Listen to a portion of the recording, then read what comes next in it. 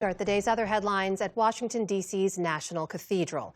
A funeral service for former Republican Vice President Dick Cheney brought together a bipartisan gathering of family and former leaders.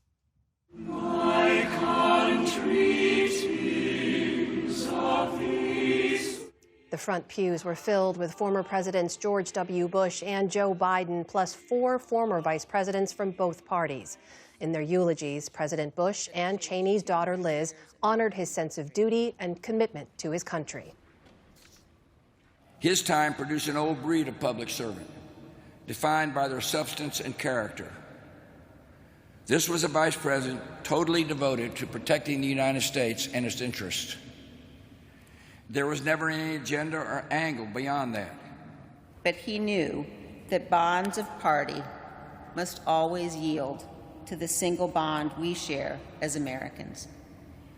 For him, a choice between defense of the Constitution and defense of your political party was no choice at all.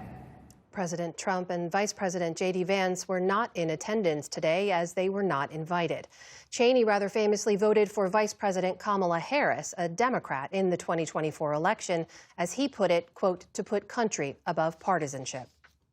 The Trump administration today announced one of its most ambitious plans yet to drill for oil off the nation's coasts. The proposal would open up nearly 1.3 billion acres of coastal waters to oil and gas drilling.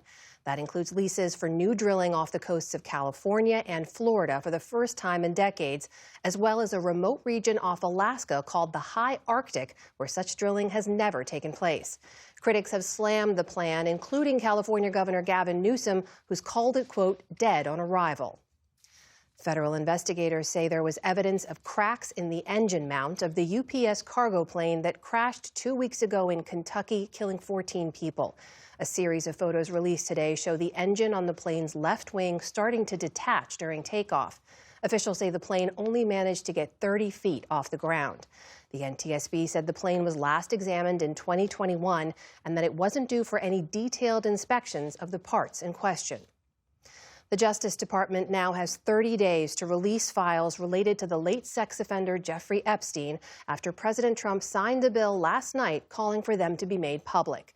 This includes an estimated 100,000 pages from multiple DOJ investigations into Epstein and his convicted co-conspirator Ghislaine Maxwell. But the bill does allow for redactions to protect the victims' identities and ongoing investigations, among others. In the meantime, former U.S. Treasury Secretary Larry Summers says he will take a leave of absence from teaching at Harvard after recently released emails show Summers kept a friendly relationship with Epstein well after Epstein's 2008 conviction. In Gaza, hospital officials say Israeli strikes killed at least 33 people overnight, including children.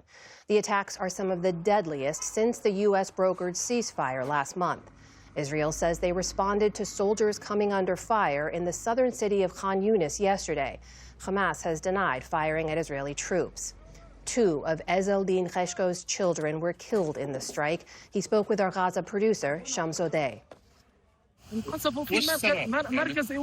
They were killed in a shelter that hosted people who were displaced, who have lost their homes. These are children and women who have nothing to do with this, honest people living amongst the community. The unjust criminal occupation murdered them without empathy or mercy. Also today, a report from Human Rights Watch says that Israel may have committed war crimes, forcibly expelling 32,000 Palestinians from 3 West Bank refugee camps earlier this year. Israel has said the raids were necessary to prevent militant activity. The Associated Press, meanwhile, reports that Israel's civil administration is planning to seize parts of Sebastia, a major West Bank historic site. An anti-settlement group claims this would be one of Israel's largest seizures of archaeological important land yet.